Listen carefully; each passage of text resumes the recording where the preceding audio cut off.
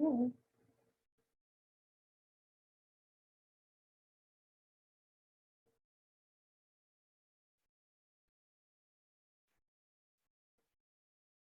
Hey, welcome. People should be filing in now as I've opened the room. So we'll be giving you just a minute or so to let everyone transition from the waiting room into the presentation room. So you can see and make sure you're in the right place. A2, leveraging short-term funding to build long-term capacity. If you have any problems with technology, hearing, getting the visual, you can type those issues in chat. I will be here behind the scenes helping you out, and I'm going to turn it over to Tim Lewis, who will be your first presenter. All right, thank you, Karen. Again, you heard this, the topic is focusing basically on the center's recommendations around some of the ARPA and other funds that have been recently released through Congress in response to the educational challenges around the pandemic. Presenting with me today, good colleagues and friends, Steve Goodman and Susan Barrett. Once again, I'm Tim Lewis. I'm at the University of Missouri, also a co-director of the National Center, and have been part of the center since day one. Just a few reminders and pre-corrects. We've got a couple options for you to interact with us. One are through the polls and the Q&A. So under the poll, there's an open option where you can just simply type in a question. Chat is set up to allow you guys to interact with each other and share ideas and thoughts and so forth. So if you have specific tech questions, you can throw them in the chat. If you've got specific comments that you want to share, please do that as we go. A couple other sort of pre-corrects. Be careful you don't accidentally navigate away. I literally have 3 screens open and I've not quite yet got them all to sync exactly like I want, but we appreciate everybody's patience. I was commenting that we had over 1,600 on the opening session this morning. And yes, there's always technical glitches and we apologize for those, but for the most part, I think things have gone really, really well. If you do need support, there's the help desk, and as Karen offered, you can just put something in chat and she will do her best to respond. So a little bit about what we want to talk to you today. First, as I said, is kind of just an overview of the ARPA and CARES Act and some of the federal resources that are currently available to help districts, states, and even at the school level potentially navigate and put things in place in line with our topic here, that you can leverage these into long-term supports, right? We're going to share our recommendations. We want to talk a little bit about lessons learned from past disruptions, right? This is probably the most significant interruption in instruction in a long time within the US education system as well as worldwide, but we have had interruptions in the past due to weather, due to other events, and we can learn some things about how they returned both well as some of their struggles. We want to talk a little bit about how and encourage you all to be really good consumers. I know as soon as that money was appropriated and passed, my inbox got flooded by offers and promises to fix and solve all of my problems. So being those good consumers and asking those difficult, challenging questions to ensure it aligns with your current work. And it's going to lead to good outcomes for kids, families, as well as the educators we are tasked to implement these. And then Steve's going to talk to us a bit about thinking about building district-wide, about making sure we align what we're doing such that everything is is benefit add or value add. Just to pre-correct, all of this is in the Pathable. So if you go to the Files tab, you will be able to download the latest version of PowerPoint. I tweaked it this morning and I made sure I got up the most recent version in there. In addition, there's a Word document with a whole host of URLs Those are links to most of the documents that we're going to talk about today, as well as a lot of other that we won't be talking about, but that are related to some of the areas that we want to share with you today. In addition, you can always hit pbis.org and in the search box, put some of those keywords and probably find more documents and more tools and more things than you can read in a lifetime. So we do have a poll and we'd like to know who's here.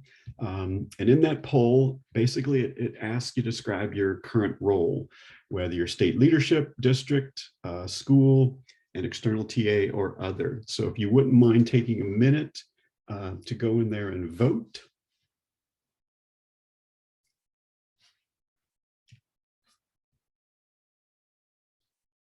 All right, results are popping up.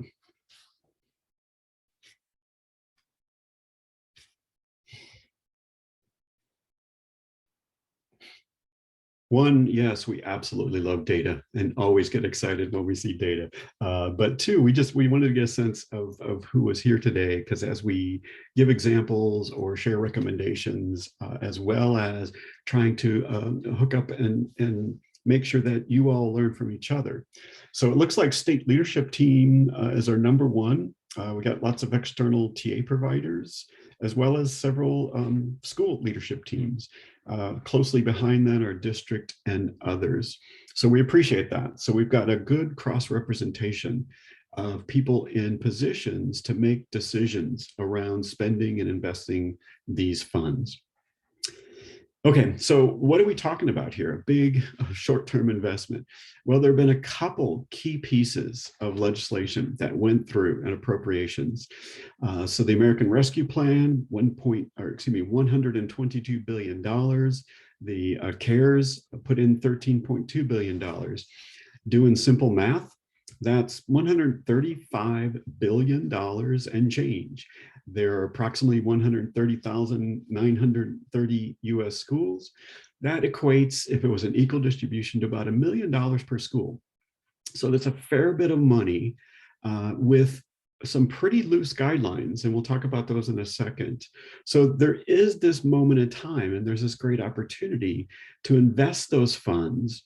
All of these funds were appropriated to state departments of education.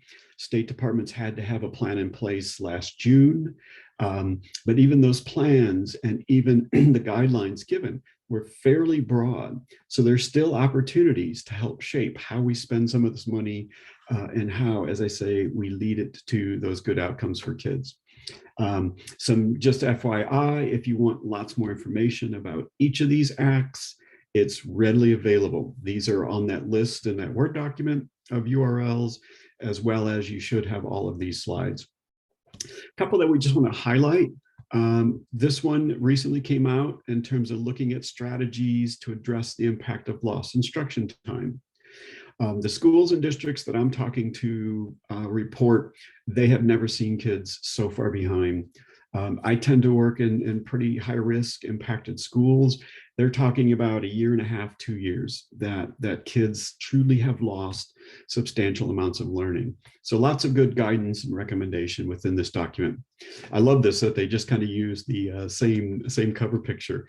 But this is the COVID-19 handbook. This is the second volume. They continue to update this as new information comes forward and as we continue to learn about how best to support kids and educators.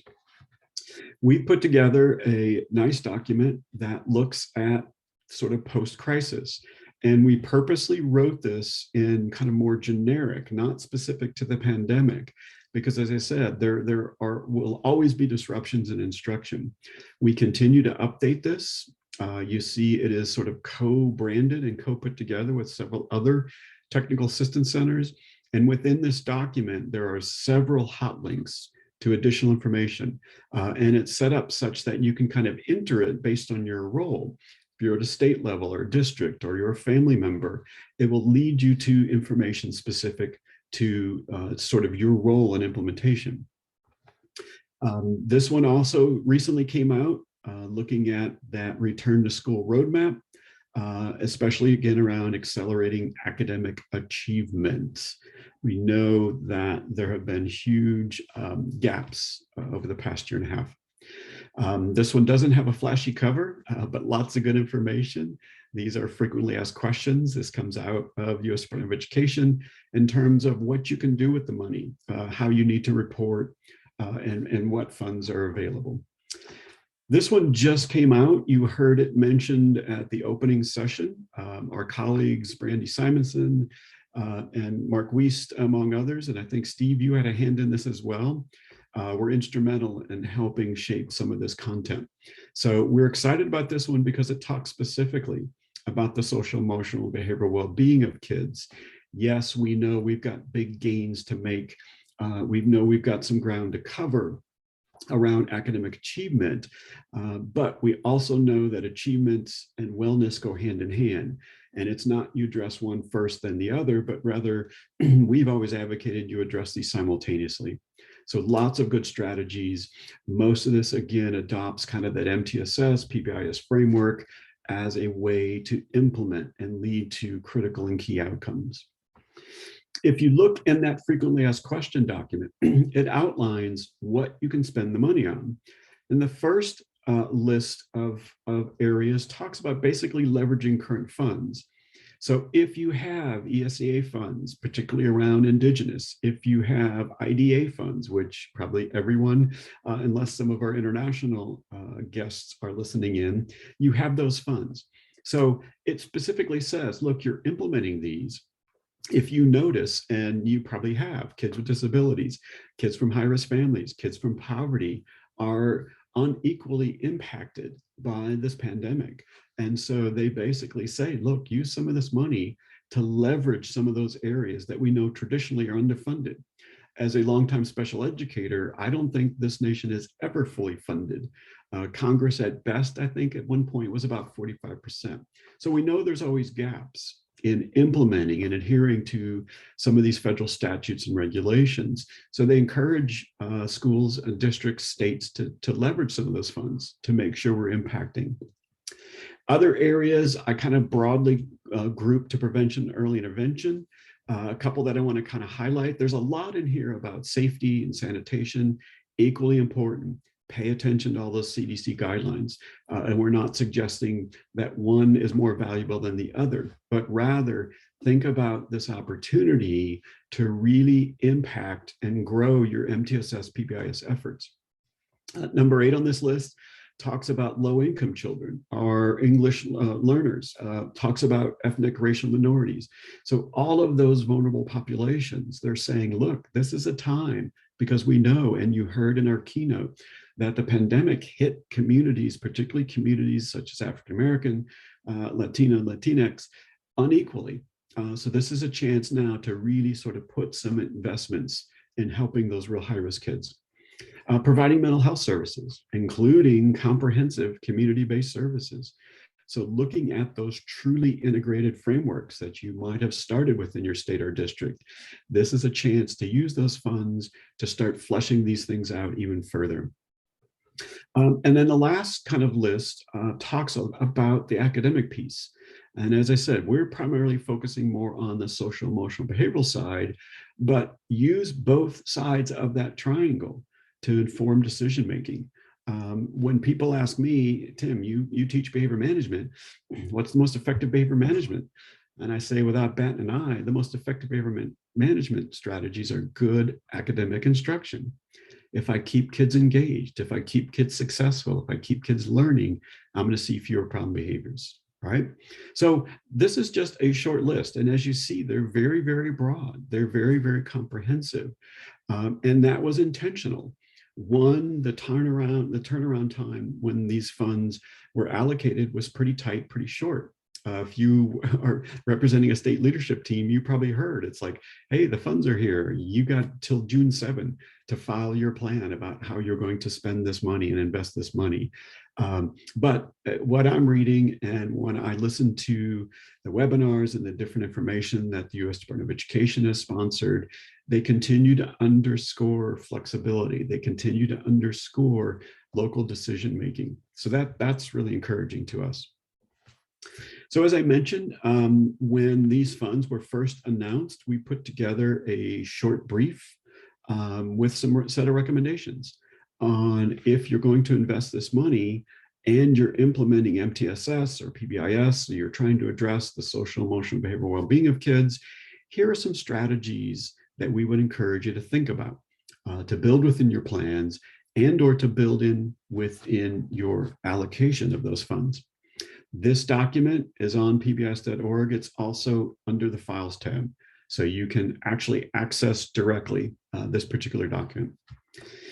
In that brief, we recommend basically 4 big ideas. First is to keep long-term student and staff outcomes in mind. We know schools and districts are under critical short-term pressure. I mentioned introducing Benita this morning. You know, I'm talking to districts and it's not about academic achievement. That's critical there. They're trying to figure out how to get bus drivers. They're trying to figure out how to staff and man multiple classrooms when half of their teaching force has had to be in quarantine because of a case. They're dealing with a lot of short-term needs that are critical. But even within those short-term needs, think about, okay, what happens if the next pandemic hits? How could we be set up? What investments would we make internally within our district, our state, such that we can ensure we skill up those folks in a short amount of time to continue the enterprise of school? When making those short-term decisions, include plans to embed in ongoing systems. So one of the recommendations I've seen is hire a bunch more teachers so you can reduce class size. Well, first of all, good luck finding them, right? Because we know there's a critical shortage. But let's say you do find them. That's great. So for 4 years, you've got extra teachers who you might have to let go at the end of 4 years when this money runs out. What is it about additional teachers and class size that might lead to important outcomes for kids? Rather, take a look at not just class size, right? Because that's one of those variables that research has continued to show. With good instruction, it has a minimal impact. So rather think about, okay, instead of just trying to reduce class size, what are some ways we can put in to accelerate learning? What are some ways to maximize all of the minutes we have in our school day to keep kids engaged, to keep them learning, to keep them moving forward? Create an evaluation plan. We talk about data practice systems. We're primarily focusing on systems in this session, but make sure you create a plan. You want to make sure what you're doing is leading to those critical outcomes. You don't want 4 years to go by and then say, wow, we just invested $20 million and got nothing to show for it, right? So make sure you've got those kind of short-term measurements, those short-term points along the way so that you know you're making adequate progress. And if not, stop, pivot, turn, try something new, try something different, right? We don't want to make sure, we don't want to, as I said, end at that 4 years and say, wow, we really didn't make the outcomes we wanted. And then, as I said at the outset, be good consumers. Lots of folks are promising very expensive, short-term, I'm going to solve your problems, right? And we know that that's just not possible. If it was possible, trust us, we would have given it to you at the opening session and then said, go enjoy your day. So what have we spent money on over the past year and a half since the money there? This article just came out in ProPublica, and they did analysis of reports, right? Districts, states have got to file reports with the U.S. Department of Education and found that just over half of the $3 billion so far was other. So we're not even sure what they're doing. And then unfortunately, and I don't mean to call these districts out and publicly shame them, but we know we're going to see instances of people spending money on what might be a short-term solution, but will it truly impact kids down the track? So unfortunately, we're reading things about improving stadiums, looking at redoing the track. Hey, I'm a runner. I'm a track and field official. I would love to see a new track. I'm not quite convinced though that that's going to impact and help all kids in that school or district. So make sure, again, you keep those recommendations in mind. So I'm going to turn it over now to my colleague, Susan, who is going to walk us through sort of lessons learned and that really important thing to keep in mind about being a good consumer and how do we evaluate all of the practices out there. Awesome. Thank you, Tim. And welcome, everybody. It's really great to see you, be with you this morning or this afternoon, depending on where you are in the country. I don't see any questions coming in from chat, Tim, but I'm also can't see the questions that might be coming in the other pod. So I don't know, Karen or Steve, if you're seeing anything that we need to be paying attention to before we continue on with the presentation. I'm not seeing anything yet, Susan. Okay. Some great chat, but no direct questions. Okay. All right. So let's talk a little bit about learning from previous disasters. And there's a whole body of research that talks about the recovery process. And there's a lot of research around studying the disaster response and some of the general patterns that we can kind of lean in and learn from. And so we wanted to highlight a couple of those for you now. There's a awesome documents coming out from the lessons learned from Katrina. And I just want to highlight some of those things because again, I think we're frantically trying to kind of catch up those instructional minutes from the previous year. But the researchers really have been clear that this is a long-term recovery.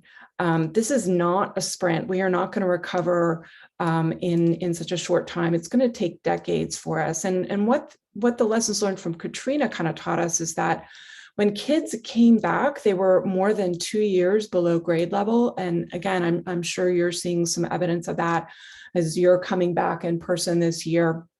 And the other thing that they offer us is that the degree of learning loss really couldn't be predicted by family income, prior school student age, or pre-Katrina grade level. And, there are so many different types of impacts, and the variability is kind of staggering. As again, I think we're all finding that out in real time. The other thing that they offer us is that some kids trickled back. So they were continuously assessing and adjusting to the learning losses. And we know we've got a lot of our kids who continue to be missing. And so just kind of setting the stage as we think about how we're going to spend those dollars, thinking about kind of the long-term impacts, and thinking of this as kind of a decade-long kind of systems adjustment that we're going to have to really invest in. And this notion that it's again, those multiple years and individualized attention, and really harnessing the knowledge of both the needs and the strengths of the specific communities that we're serving. Because again, the variability is really vast, and the timeline with our communities across the country is really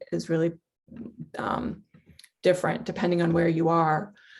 And the other part of this article that they offered, and just, I'm not going to read all of this to you, but they talked about specifically making sure that the remedial courses weren't boring our students, and this notion of really spiraling and making sure we were reteaching prerequisite materials while keeping kids engaged and learning new material.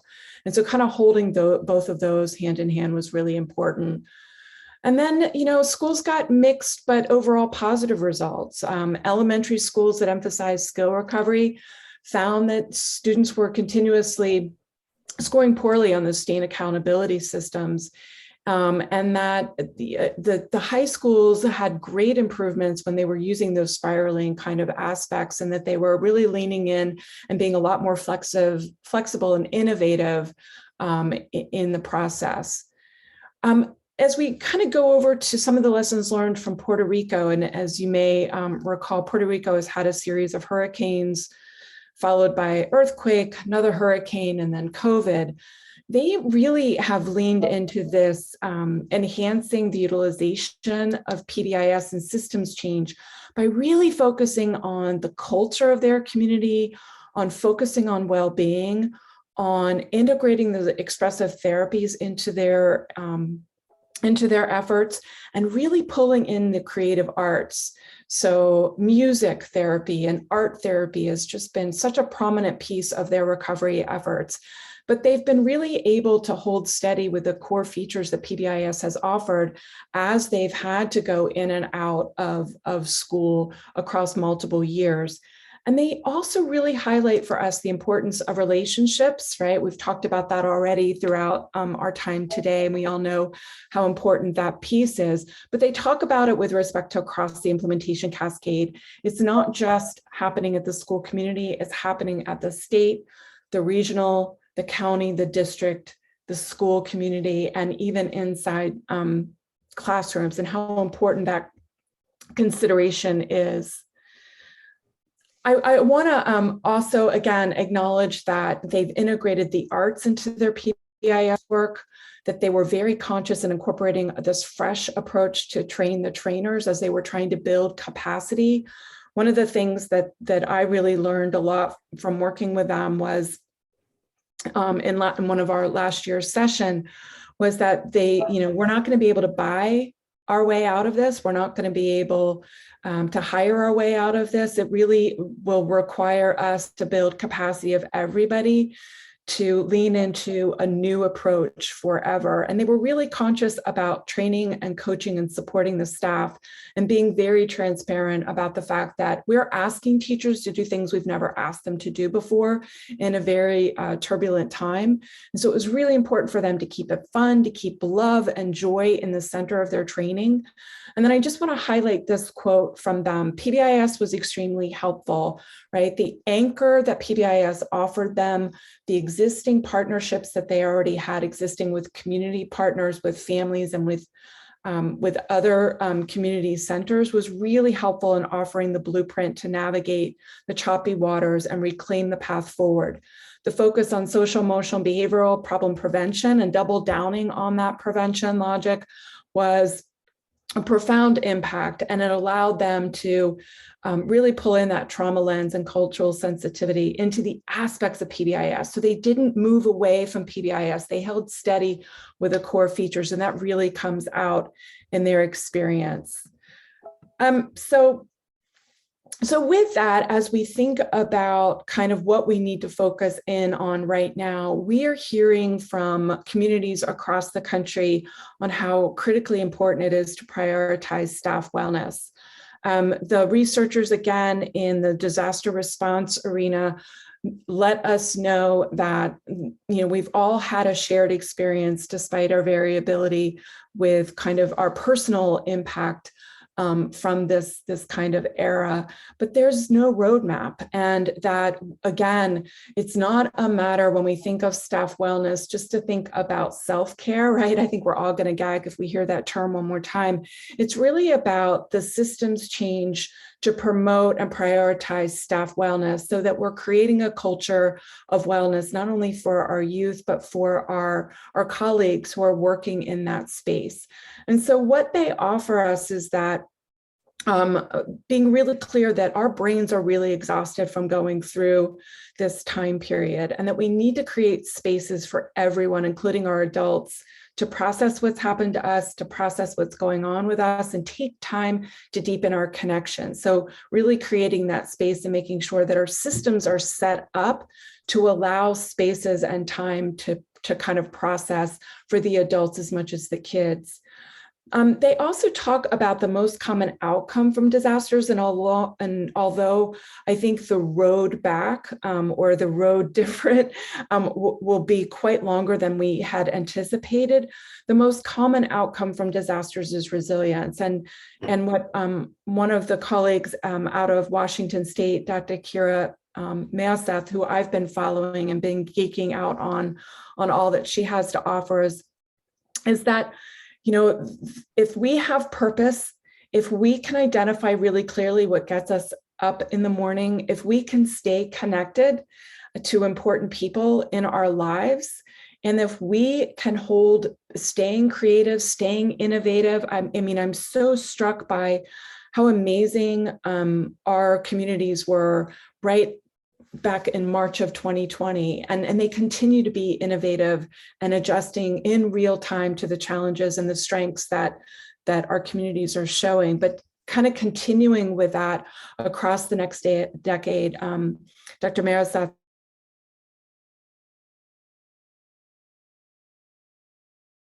can stay in that space, that hope can really help us stay on the path of resilience. So for more information about that, we've offered a webinar put out by the MHTTC colleagues out in the Northwest and led by Kelsey Schmitz.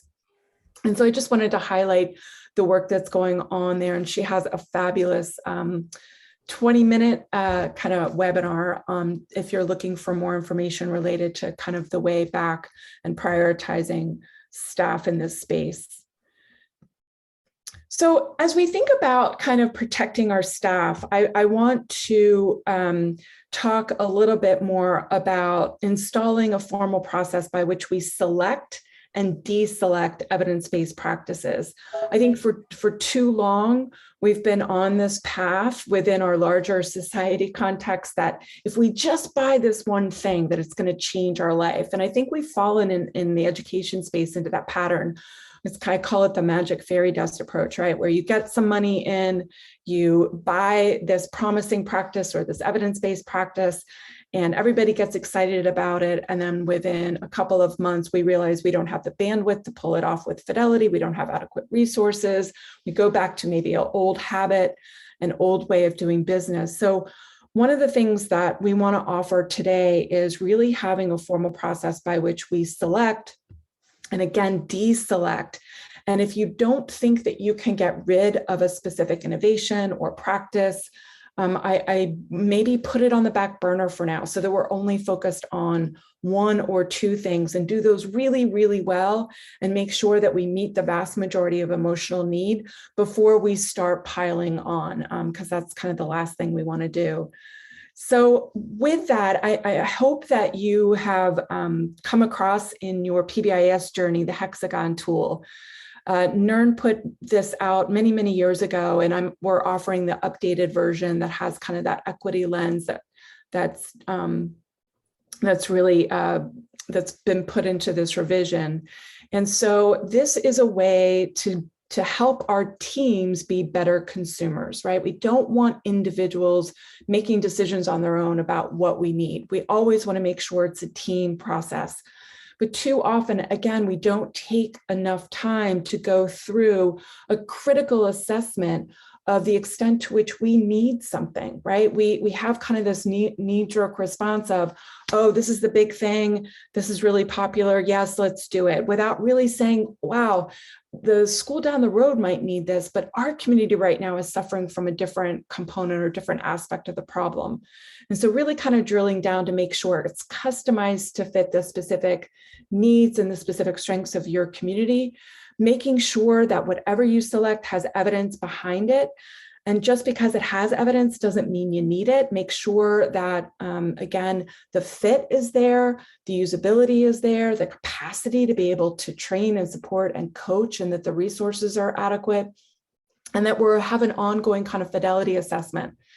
The actual Hexagon tool is available in the Files tab and also on that Word document. So again, before you add one more thing, we're suggesting that you put a hex on it first, right? And make sure it's a team-based decision, and you really take the time out to make sure it is needed. And that if you're adding one more thing, that you need to take something away. I love one of the superintendents I was learning from yesterday out of Richmond City Schools in Virginia made a commitment to the staff that he's charged with supporting, that he will not add one more thing to the plate this year. There will be no new innovations, no new big programs coming into the school system. And while I really appreciated that, I think we also have to make sure that we are deselecting things right now. So we're just doing one or two things really, really well. So that standard protocol really needs, again, to permeate that entire implementation cascade, so that it's not just on the shoulders of the school communities to figure out what the menu of evidence-based practices should be, that the districts are really invested in and modeling this protocol. And again, making sure that it's standard, not only for this year, but forevermore, right? Because again, from a staff wellness perspective, our teachers are completely overwhelmed, and they have been overwhelmed even prior to COVID with all that they were being asked to do. So it's really important that that we are making things feasible and realistic for our staff. So the other thing I just want to highlight is, as we're thinking about deselecting practices, I want to encourage us to think about the systems that we have inadvertently set up that are harming our students. And our keynote this morning really kind of described this, is that the suspension, the over-reliance on exclusionary discipline practices, taking those shortcuts and doing that, thinking that we're going to get that quick fix and it's going to make any kind of changes. We're actually harming the hurt instead of healing the hurt. And so I kind of just want to put this forward as we reinvent or do school differently forever, that in the medical community, they take an oath, right, to do no harm. And I would like us to, as a team, as we're putting formal processes on for examining current condition, how do we really look at things that we've set up that are really harming, and specifically harming our marginalized, marginalized youth, and pull out youth voice, create safe spaces not only for our staff, but for our students who absolutely tell us they need time to process. How do we make sure that the systems we're setting up are human-centered, right? Some of the bathroom rules we have are interesting. Some of the tardy and late policy. Yeah, one of the things I want us to never go back to is shaming or blaming anyone for showing up late. Even if you show up and there's only 5 minutes left of the class, we're just so happy to have you here. We're so excited for you to be here. And while we'll track that information and data, the team will take a look to see how we can rearrange the conditions to support that child from being on time. Whenever they show up, we're always thrilled to have them, and there's no shame or blame that goes into our response when our kids and families are showing up late or tardy. The staffing ratios, right? I think also, it's unrealistic to think that our school counselors, our school psychologists, our school social workers can handle the ratios of students that up to 500 to 1,000. So again, thinking really big in terms of systems change. And again, so think about deselecting those things that are inadvertently harming not only our students, but our staff, and kind of making an oath moving forward to do no harm. So I think, let's see, am I handing this over? I'm getting some chat, handing this over to Steve at this point.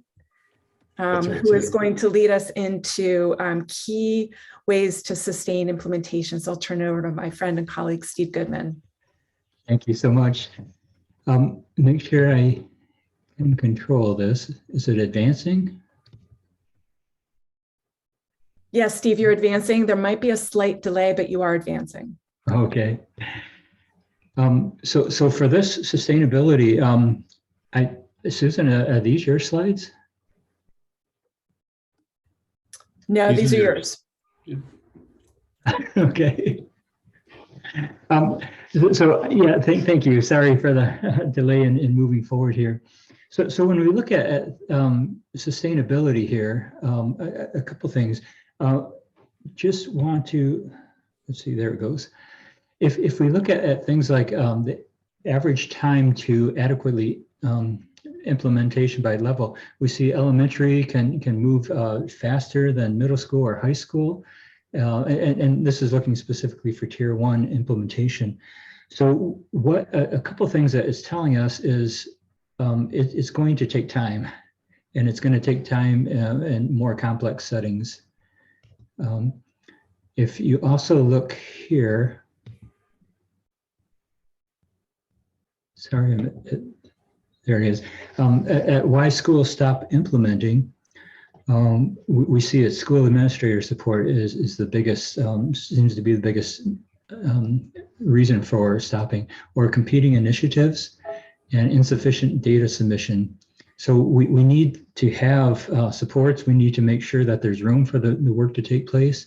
We need to make sure that we have the information to allow us to move forward in the right direction. We also can look at things like reasons for stopping, staff buy-in. is an issue for our building administrator support. We talked about consistency among staff is an issue. Fidelity implementation. We don't expect to see the outcome if we don't see the implemented well. But if you look here, issues around staff buy-in and administrative support seem to be the biggest issues here.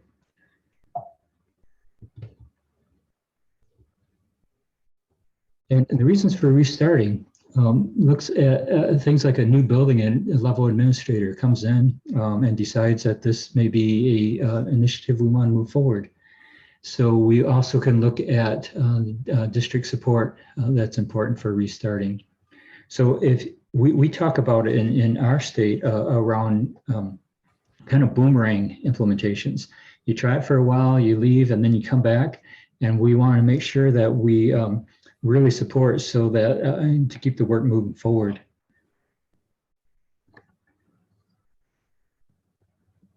So on this next slide, so if you heard, Tim started us out here saying that we have a great opportunity to move this work forward, that the time is really important for investing well so that we can address the needs of our students.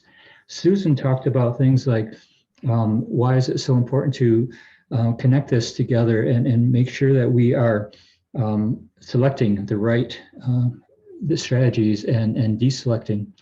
Now, if you look at all those things, consider like the deselecting is, and it's really important because, as Susan said, we don't have capacity to do everything. We need to do a few things well. But what's always been intriguing to me is that it's hard to give up some things, and yet it's also hard to make some things last. And what I like to suggest here as we're moving forward is that the district plays an important role in that. Here's an example.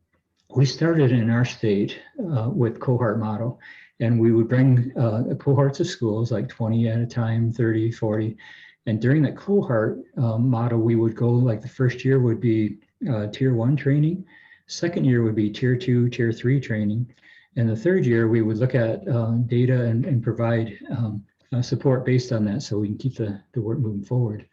What you can see is the columns here represent the Fidelity implementation, and the dots or the line graph represents the referrals per day.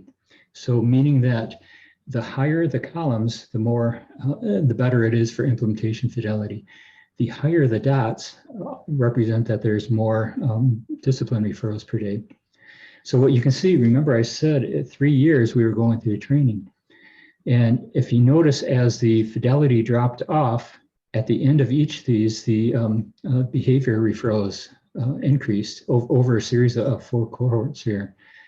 Now, what was interesting, I went to the principals, and these are all school level, went to the principals and said, so what do you think? Did this work? And they said, yeah, it worked really well. We're really happy. And I said, well, how come you're not doing it? Because if you look at the fidelity, how come you're not doing it anymore? And they said, well, we thought we were done because the training was done, right? The 3 years of training. And also our districts are doing different initiatives. Like Susan said, here's the new thing, here's the latest thing we're moving forward. So that got us thinking that if we really want to sustain this work, if we want to keep it moving forward, if we want to make a difference for kids, we need to invest differently. And in our mind, from our work over the past number of years, it's really been around the district approach. And investing in district to help support educators to implement well really seems to make the difference for at least the work that we have been doing here in Michigan. If you think about a district approach, it's a really efficient way to organize distributed funds and establish policy to reflect practice. And it kind of streamlines action planning decision making. So instead of all the individual schools trying to decide what will happen next year, the district helps support through that. It helps with visibility and helps providing a priority to identification and adoption. So when you looked at those slides earlier, why the districts would stop or why schools would stop implementation and why they would restart, the district has a key role in doing that work. So in our current context, we are really looking at how do we effectively address the need and what it will require. We know that core academics plus differentiated instruction is really important right now to keep moving forward.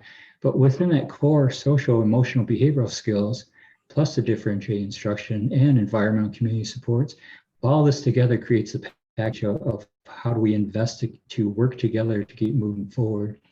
And as Tim always teaches us, the alignment is so important for moving this.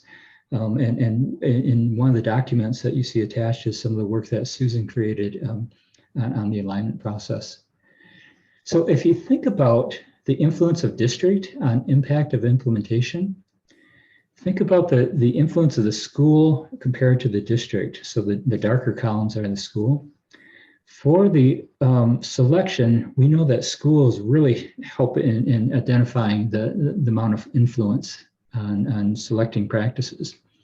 Schools help out with Fidelity implementation, but now we're moving in greater influence for the district.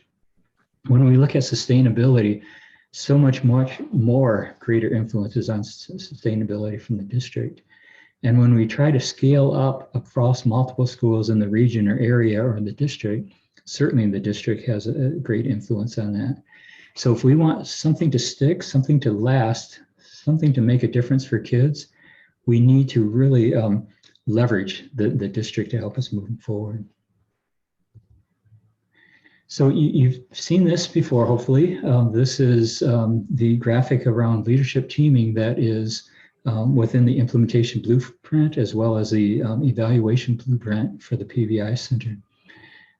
If you think about the importance of a leadership team, not only is it getting the stakeholder engagement, the funding and policy and workforce capacity, but it's transferring that, it's utilizing all of those resources and transfers it into appropriate training and coaching and evaluation for the schools. So a district team can provide that much more efficiently and effectively than each individual school. So I love this quote from Zenz and Ponte, that we really need to establish effective district systems that support adoption, sustained use, and expansion of evidence-based practices. So we want to increase the effectiveness so that we can keep this work moving forward. And district, again, is a good investment for that work. So here's one thing to consider. If we are investing the use of these recovery funds, think about the district support where here's what the conditions need to be in place for the districts. We need leadership and management, professional development, access to effective professional development, and the ability to promote effective environments. So the actual setting where the teaching takes place or the education instruction takes place. So for leadership and management, that will really help us to know what to do, why to do it, and provide assistance to get it done. Professional development will help us to know how to do it correctly and consistently. And the environment will make it easy to do it right. And what we're finding is if you do it in the sequence of what to do, why do it, and then how to do it, and then make it easy to do it right, that's an effective sequence to really focus on fidelity implementation. So this is just talking about the key components of connecting that leadership team to what we mean by each of those items. So for example, you can see the leadership and management provides vision, commitment, political support. There's so many times that we have found when we're working with districts that there may be a new superintendent coming in with a different idea of what to move forward. And I think it was such a beautiful example of commitment and vision with the presenters, from the opening session. You can see their wonderful vision and commitment to the support for implementation. So districts really help to allocate supports for effective implementation. And when you look at this, here, think about kind of a theory of action of what's driving all this. So if districts provide implementation supports that involve professional development, policy aligned with practice, allocation of resources, materials, and provide access to data to inform action, and those research-informed practices are adopted and matched to the student need and context, and educators implement the effective practices correctly and consistently, then students will demonstrate meaningful outcomes. So just by looking at this theory of action, we want students to have meaningful outcomes, but if we miss any of those other components, we may be able to have some effect, but it may not be to the magnitude that we want, and it may not stick, and it may not scale, and get to the reach of implementation that we really hope for. So investing in district components around the training, around the allocation of resources, materials, providing time to implement, to plan, and providing good information around the data to act upon allows us to get to those meaningful outcomes. So when you think about Fidelity implementation, so Dean Fixon, Karen Blasey, Rob Horner, George Skye talk about Fidelity as, are we implementing the practices correctly and consistently over time? And the idea is that students can't benefit with interventions that they don't experience. So just because you're saying you're doing it does not mean you're actually doing it. Now, a couple of years ago, Philip Strain talked at an OSEP meeting, and he said there is a myth around Fidelity implementation. And again, this gets back to the idea, if we want students to succeed, we need to implement correctly and consistently. And investment in supporting Fidelity is so important. So the myth is that as we incrementally increase Fidelity implementation, we should see student outcome, desired student outcome follow that path. The reality is there's a threshold of Fidelity, and until we reach that point of Fidelity, we don't see the outcomes that we want for the meaningful outcomes for students. And what that means is, if you think about it, we could be implementing, we could be training our staff on effective practices. They've got their posters on wall. They are saying, yes, we are doing all this, but it's not enough that we don't see the students don't see the benefit yet, because they haven't exposed to the full implementation with Fidelity. So why that's important is investment in the training. It would be really easy to say, we're working really hard. We've attended these 5 training sessions. We don't see any results with our students. We want to invest and encourage our staff to say, Fidelity is important. Keep moving forward. We're going to give you feedback that you're going in the right direction. We're going to support you, but don't expect change until we hit that level of Fidelity. And for example, on the tiered Fidelity inventory, that would be 70% on tier 1. So districts are a good investment because we can effectively and efficiently support competency development, the training. And when you think about competency development investing, there are opportunities that we can right now go through all different training and focus on different items, and it could be aligned with what we're doing, or it may be distracting. We're training in so many different practices. What we are suggesting is focus carefully on staying the course, investing in the training, coaching, technical assistance on those items associated with positive behavior interventions and supports. So for training, we just say, well, that's different than coaching.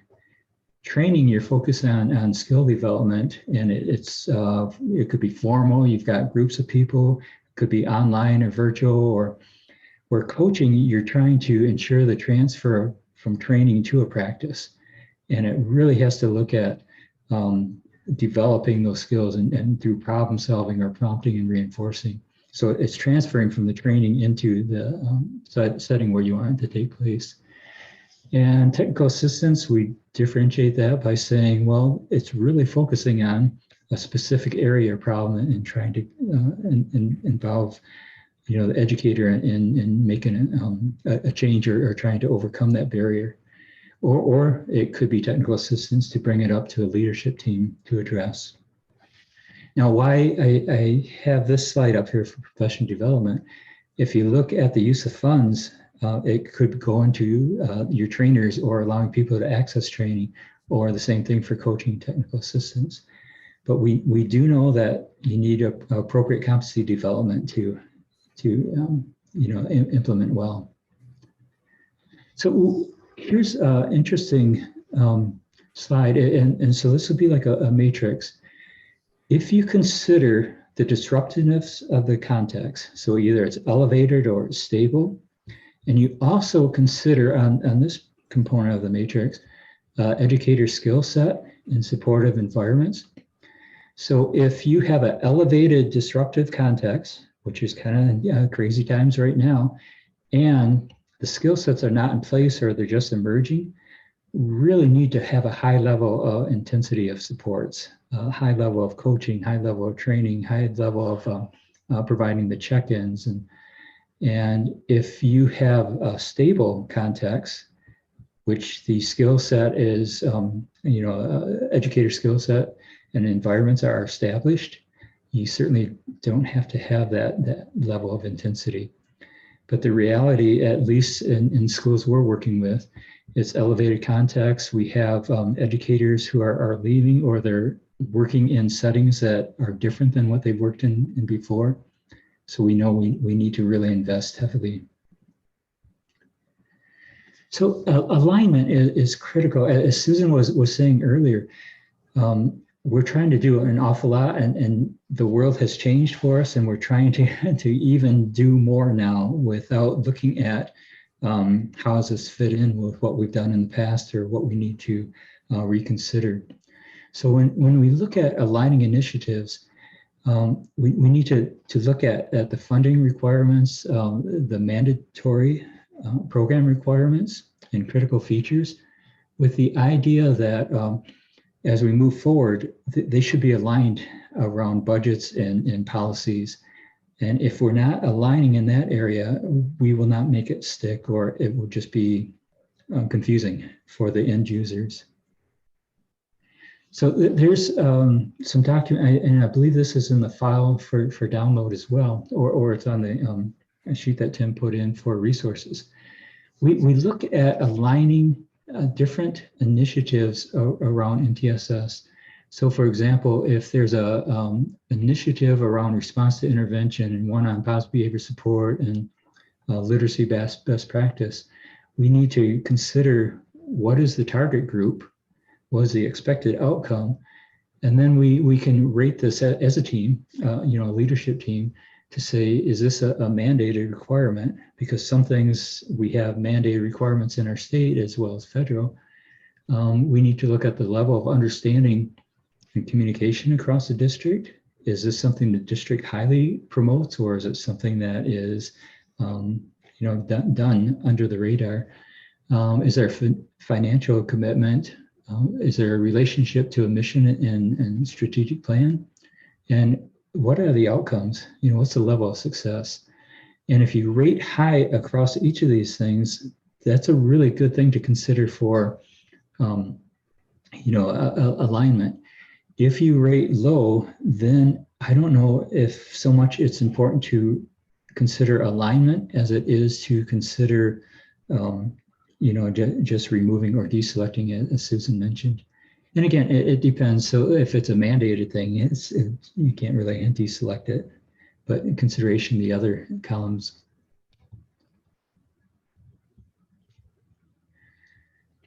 So districts can leverage additional funds to support implementation efforts.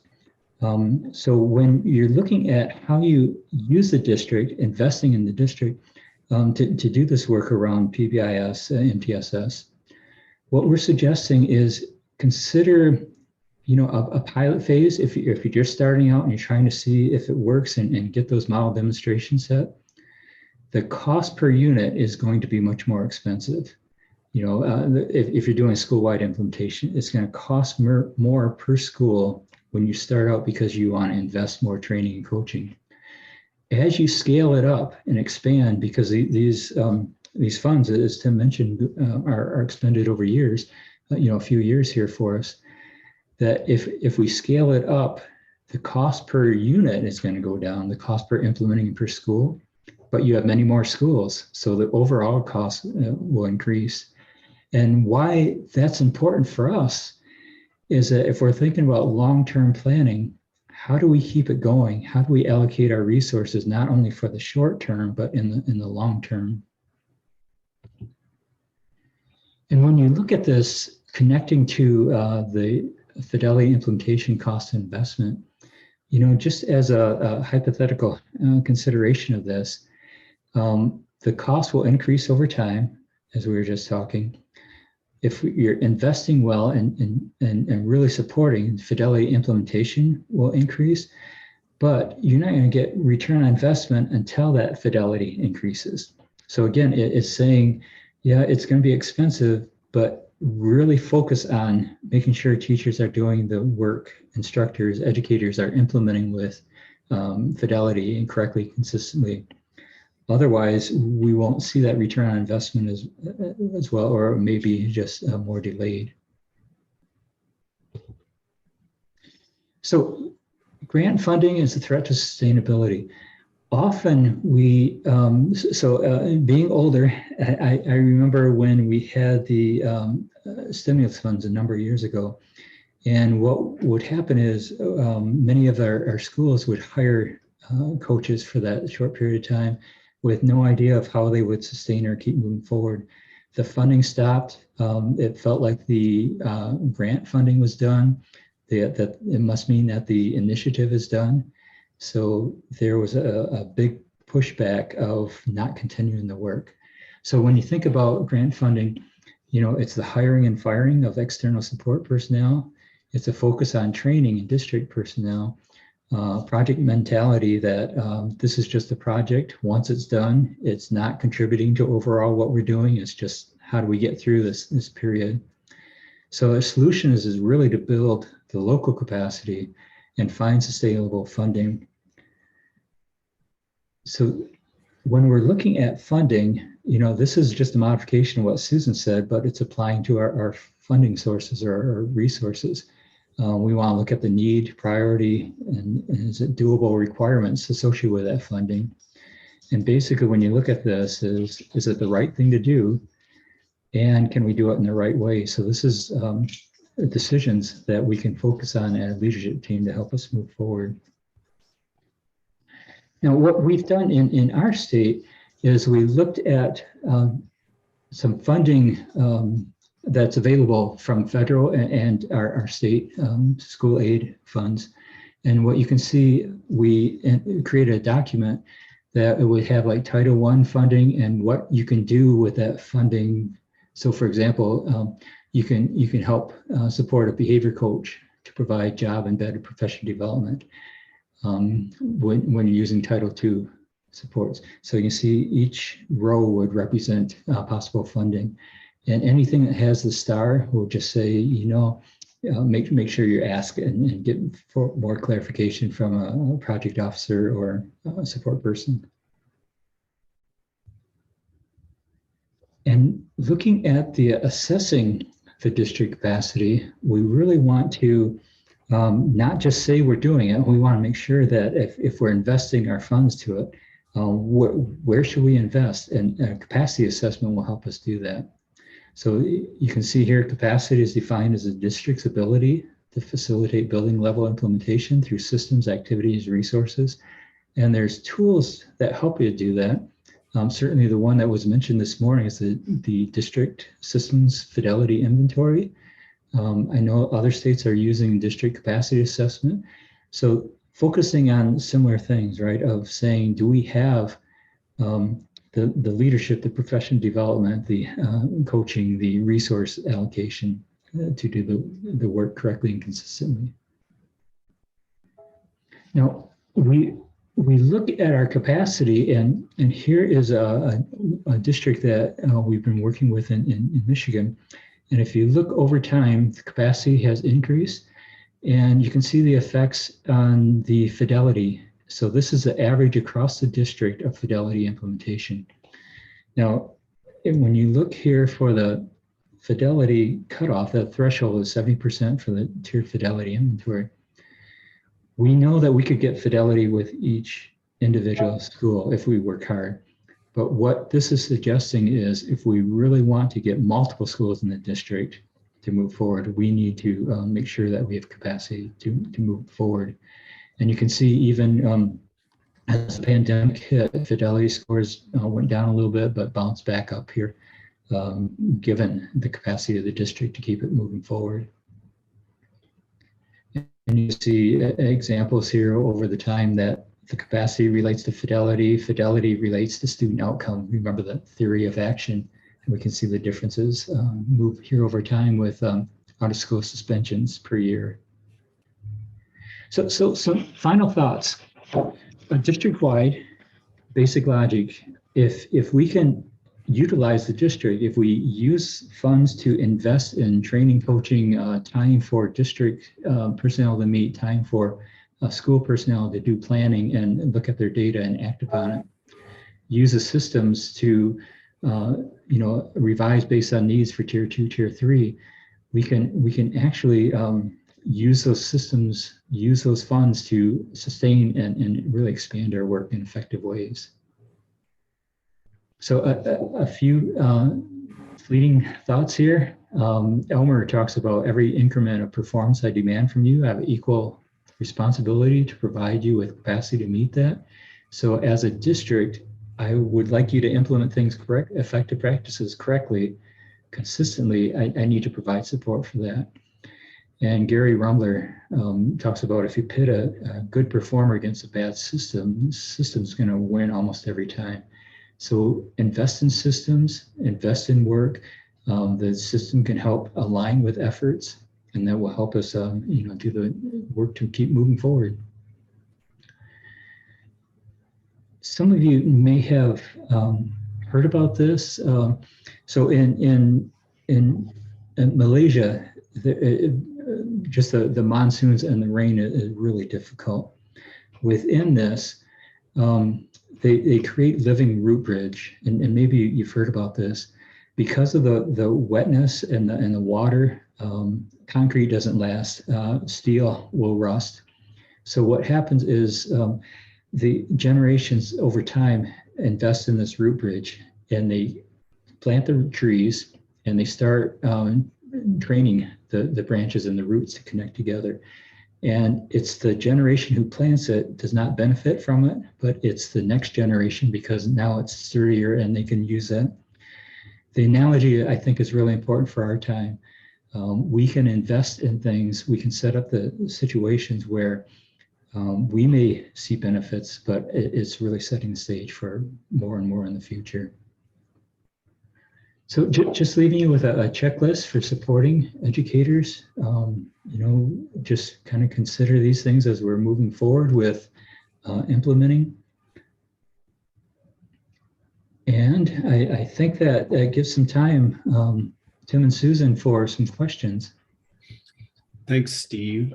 Thanks, Susan. We're assuming it was so crystal clear as why there are no questions in chat and or the poll. We fully realize this is not a real sexy topic, but a really critical, important one. In 2009, we had the American Recovery and Reinvestment Act. Many of our states we know are fortunate enough to get SPDIGs, right? State Personnel Development Grants. All of these are great opportunities to continue to invest in capacity building. One of my favorite tools that Steve and his crew put out is that working grid, where we look at the priority, look at the initiative, look what's required, and look to say, hey, this could actually help benefit over here. So instead of thinking about these things as siloed, thinking about how they can work together.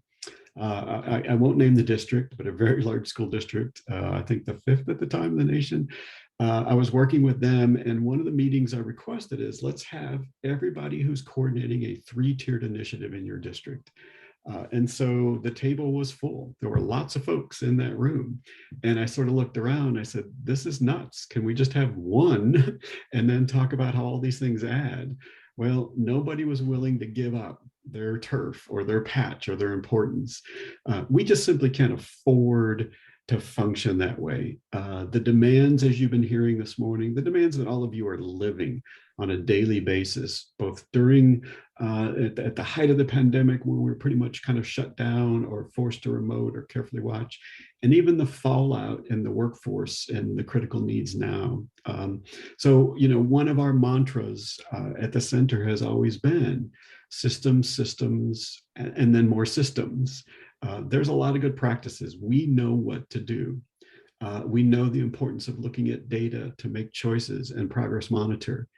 The real work comes in how we support the adults that we task to work with our kids, right? So what we really try to do here in a short amount of time is give you a little bit of an overview about the money out there, some of the priorities that the Department of Education has encouraged you to spend these funds, but then really, as Susan talked about, be a good consumer. I love the idea about letting things go. We are notorious for hanging on. I love working with teams and say, give me a list of what you're doing. I said, well, tell me about that. Has that ever worked? Oh, no, it's never worked. It's like, then why are you doing it? Because we've always done it. Stop doing that. We've got to let things go, right? And also looking at lessons learned. Let's not jump in and try something that we've already demonstrated post-Katrina or post other sort of major disruption instruction that didn't work. Steve has been just this steady kind of sentinel for us about capacity building at the state, capacity building at the district, capacity building at the school level. So I always steal many of Steve's slides and the great examples in the work that Michigan's putting out. All of those are in that URL list that's in the file tab.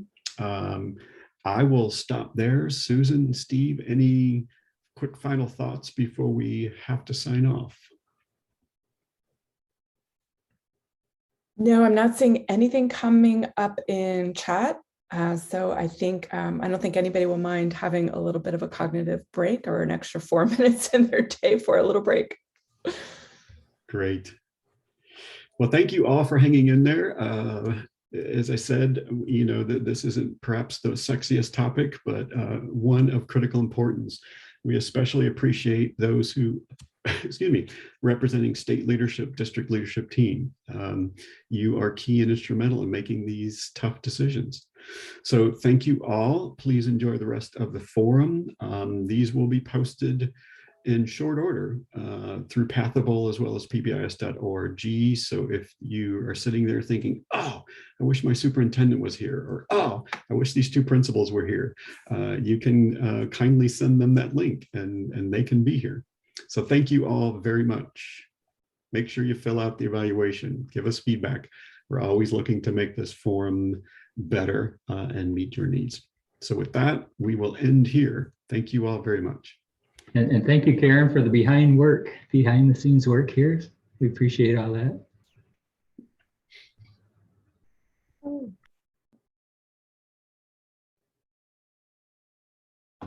Trying to unmute.